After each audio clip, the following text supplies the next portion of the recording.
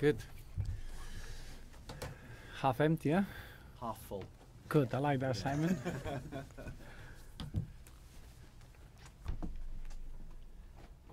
Roberto, if we can start, shall we, with the injuries first of all? Could you just let us know who's fit and who's out? Well, obviously the squad that we had in the last game against Crystal Palace, everyone is fit and available.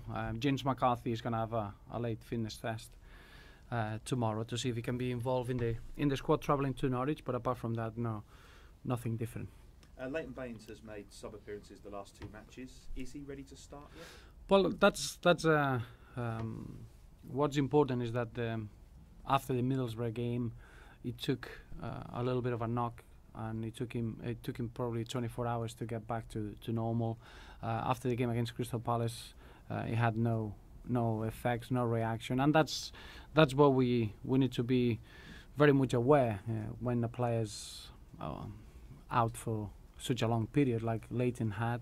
You cannot just expect to come back and be perfect for 90 minutes, and we need to make sure that we are really aware of that process of getting him back. But I was delighted in the manner that he reacted after the game on Monday. So he's getting very, very close to be able to challenge for a 90-minute start. But at the moment, his contribution, it needs to be well measured from a medical point of view to make sure that he gets back with no risk of re-injury.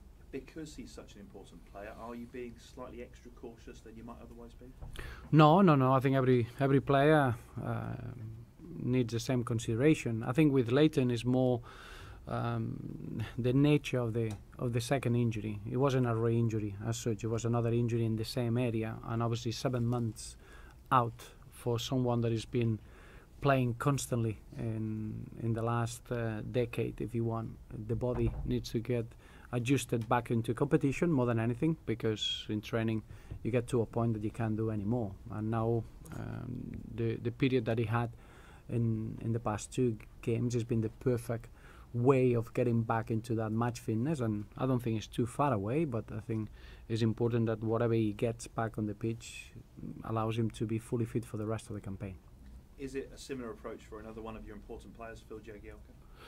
Well, it's a different injury, and Phil had very good news yesterday from the specialist, and we are well on track, probably ahead of what we're expecting. Now we're going into the final period of 15 working days for him before he can join the group. So realistically, we're talking about maybe that group of fixtures after Stoke, probably after Boxing Day.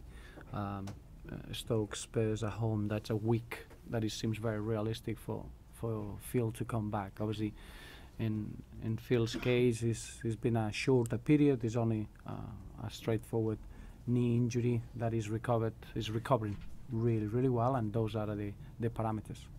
I must ask you about Romelu Lukaku. I think goals in 6 consecutive matches now. Are we seeing the finished article? Well, I think we've seen a very consistent footballer for the last 12 months, and I think that's important when you assess a player. You can assess the signs or the moments of form that he's enjoying, or you can look back into a bigger period, and then you can talk with a bit more of detail. I think what Romelu Lukaku has done since last January is been of a striker with a lot of responsibility in the team, a focal point with a terrific goal-scoring ratio, but the assists and everything that he's doing in the final third is as good as it gets in the league. Only maybe Sergio Aguero had a similar impact in the last 3 years, and then his numbers are above big names and big performers in this league, that they have a lot more experience. So from our point of view, it's been great to see that consistency. Internally, to have 27 goals in a calendar year is an impressive start, but as he will tell you, we want him to carry on improving, carry on wanting more, and at the tender age of 22, that should be the drive and the focus.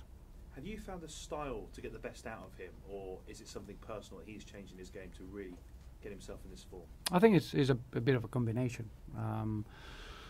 I must admit that Rom is never ever missed or lost any desire to become better and to improve every aspect of his game. But obviously, as a team, the longer that you work together, you see certain partnerships developing, certain understanding. There have been certain players that have been very influential in giving that service to Rom. And any striker will rely on how you get that ball into his path. And I think we've seen very strong relationships, especially from players that they got that 1v1 ability to get away from defenders and create space. So I think it's a combination of both. I think it's the team understanding his qualities and the attitude and desire to get better, to wanting to work for the team and having that responsibility that you need to have in a team to be a team player. We in the media talk a lot about the race for the title, the race for the Champions League, race for Europe. What battle do you think Everton are in this season? To be as good as we can. I think we are in a relentless fight of getting every 90 minutes that we are on the pitch to become better. And that's where we are. We've been very consistent, and obviously we want to reach perfection. I just feel that this team is ready to reach real strong heights. You're looking at the amount. I think we had 2 defeats in 16, only 1 defeat in 11 away from home. I think we are given very consistent levels now. But the only focus we have now until we get into the final third of the season is to get every 90 minutes a unique opportunity to push ourselves and become better as a group. Transfer window on the horizon. You are already being linked with players, as you can imagine, Championship, French League, other European leagues. Where are you looking? No, I think January is not a window that we're looking to bring players in unless it's something that happens. And January sometimes is a window of opportunities, and I think as a football club we'll always keep that in mind. But I think what January is for us is just a transitional month. We want to carry on working. It's right in the middle of the season. This season was always about the continuity, about having a team that know each other really well, and January for us is to try to carry on with that continuity in the players that they've been very important throughout. We've heard from Stephen Naismith this week suggesting he might have to look away from this club to find first team football. Do you expect any departures? I think it's one of those situations that with all the players it has to be a real clarity on their roles at the club and how they feel. A player needs to feel ready to fight for the position and ready to add to the team, but we got that situation with every player. In January, it depends. The situation could change a lot. In 3-4 weeks, you could get suspensions, you could get injuries. The competition for places now at our club is as big or as good as it's been. So that's normal. And in every January or every window, it's important that every player that he hasn't been playing as much gets clarity and gets an understanding of the role in the team. That's normal, but that's nothing different to any player. Big news yesterday, if we'll just finish on. Gary Monk, a man that you played with and then managed as well. What did you make of his sacking by Swansea? Well, I think is the modern times. Is the nature of the competition. I think the manager lives in that sort of situation. Everyone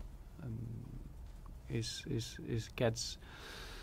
All I would say is that Gary Monk, what he's achieved in his first managerial job, has been short of remarkable. And I think as a manager, you can look back in your achievement. I think Gary Monk, what he achieved with Swansea last season, is gonna be in the history for a long time, and I'm sure that he's gonna get a real refreshing period, and he'll be ready to come back. Given those achievements, though, did he not buy himself a bit more time in your eyes? Well, I think it's not a subject to debate. Is what happens now in the game, and you have to accept it. I don't think I said it many times. Ideally, you want to see managers having a long-term project and being able to have the opportunity to take them into place. But it's gone a little bit too much into the latest runs of results, and decisions like this happen, and you have to accept that that's a modern football. Have you spoken to him at all? Not yet, no. You plan to, though? Yeah. And what will you say? Just sympathy? Or? No, but it's nothing different. I think obviously Gary Monk was my captain at Swansea, and we got a really good professional relationship. I respect him a lot, and obviously I want him to feel very, very proud of what he's achieved. Thank you. And it is a club that you know very well. So what sort of candidates do you think might be considered? You know, what do you need at Swansea City? Norwich, you mean? We play Norwich at the weekend. That's I'll the ask only you that thing I'm next, I concerned. promise you, I will ask you about that next. It's impossible for me. I can't really give my advice, or because I don't know the day to day at Swansea. Obviously, at Swansea, I had a fantastic time and great memories, and that will always be with me. But at the moment, I always seen a board and Hugh Jenkins, the chairman, making bold decisions, but very, very successful decisions. And I think any Swansea fan needs to trust the chairman and the board, because what they've done in the last 10 years has been exemplary. So I think as from that point of view, Swansea City, they've always been a football club that they made the decision that nobody expected, and it was the one that it made the difference. So it's a real feeling that they know what they're doing.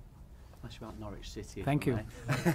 It's not that long since you played them. How much of an impact might this have on that game in terms of how well you know each other? No, I think it was a very different game. There were a few different factors. I think when you play in the cup and you know that everything is going to be decided on the night, there are different ways of approaching the game. I thought that what it was very clear is that Norwich were a really good team in possession. Technically, I thought they performed really, really well on the night.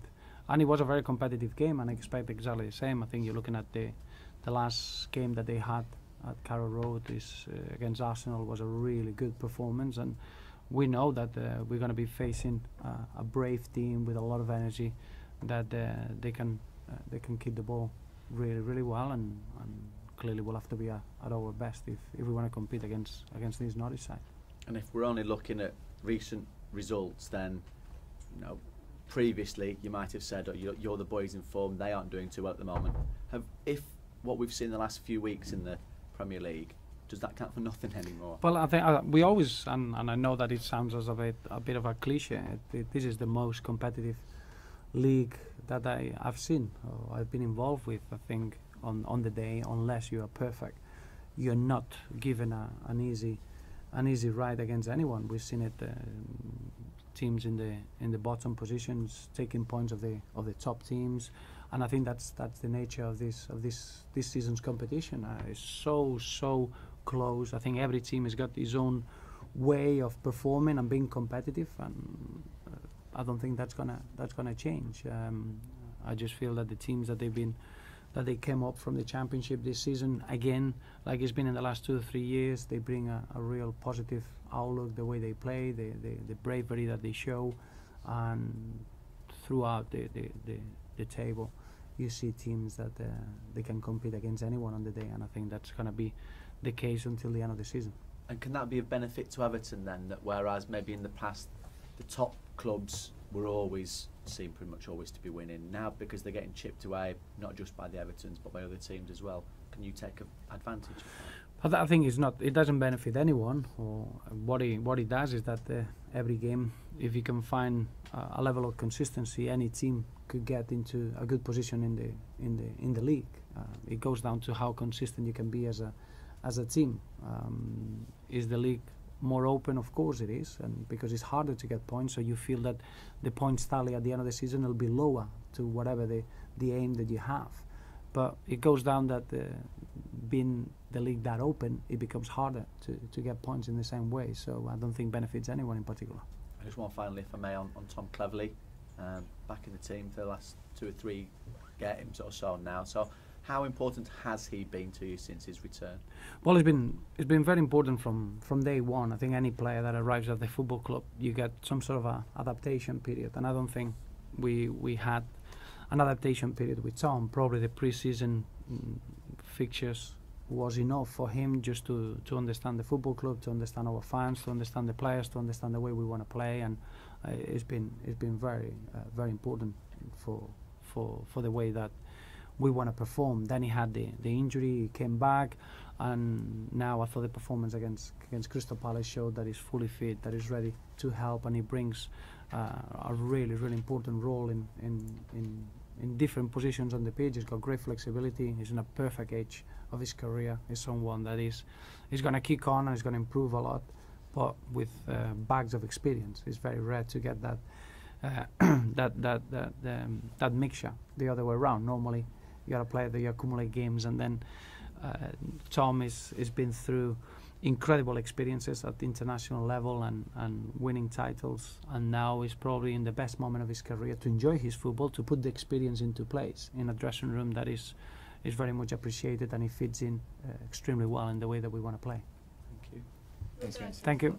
What do you say to someone like Stephen Naismith, who's obviously used to being involved a lot more than he is right now? Well, I think Stephen is a very intelligent man, an intelligent footballer, and I think he's got an incredible degree of confidence. And what it is that it is true that it's been very frustrating for certain players in those attacking positions due to the fact that some of the players that they are playing in those roles, they reach an incredible level of form. And I think as a player, you understand that the same way you want to get into the team, and that's the competition that you develop on a daily basis allows players to compete consistently on the pitch. So I think Stephen Naismith had an incredible influence on the pitch and off the pitch.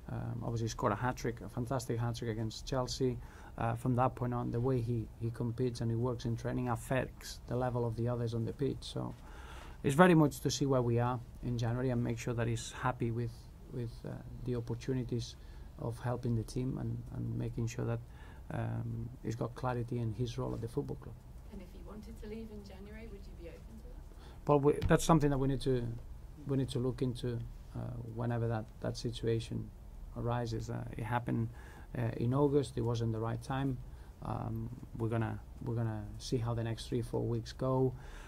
As you know, it's so important to have a strong squad, and we got a period of a lot of games in short amount of days, and every single player will have a very important role in those weeks. So I'm sure that in 4 or 5 weeks we'll have a clear idea of where we are, and it'll be the right time to make a decision.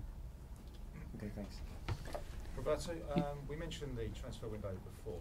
I was in New York to hear your talk about the whole John Stones saga. I thought it was fascinating. I know you were very frustrated by that time. Transfer windows, why do we have them? Do we need them? Should we scrap them, certainly during the season? No, I think should we have transfer window? Yes. The question is the answer is very clear. Yes, and I think it's a moment of the season that you assemble your squad. You put your strategy of how you want to get players together. Should we have the window open while we have competitive games and official games? No, and it's a very, very strong no, because it's unfair.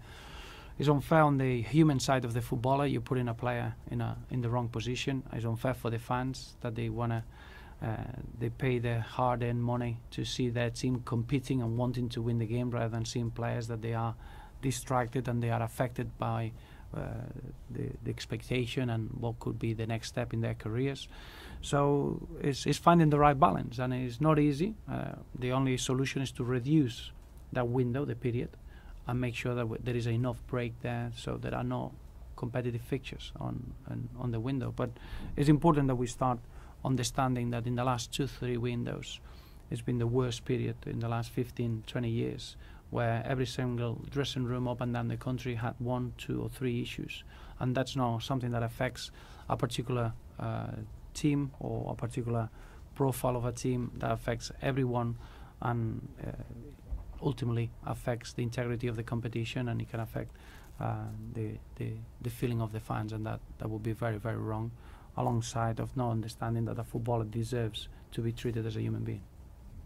Next week is the 20th anniversary of the Bosman ruling, so we've all been living with the legacy of that. What do you think has been the legacy of that landmark case? Well, I think it's difficult to speak at this point, because it seems at that moment it was a huge shock and a huge change. Obviously, I used it. I was the first Spanish player to come over into the UK, so I should know, and I should be in favour of that. But I think now it seems a normal way of moving across and being able to move freely, and I think the football in general has benefited for that multicultural input in every league, and I think it seems an eternity ago that it happens. It seems that it's so normal, and it's always been like this. Can you imagine a time without transfers at all, without transfer fees? No. I don't think that would be right either. I think there is some sort of a value of a footballer is important. A value of developing a young player is important, and I think there is always football clubs that can keep the game going by having assets that they got a value, and I think the transfer fees should always be there. Thank you, gents. Thanks very much, Roberto. You're right.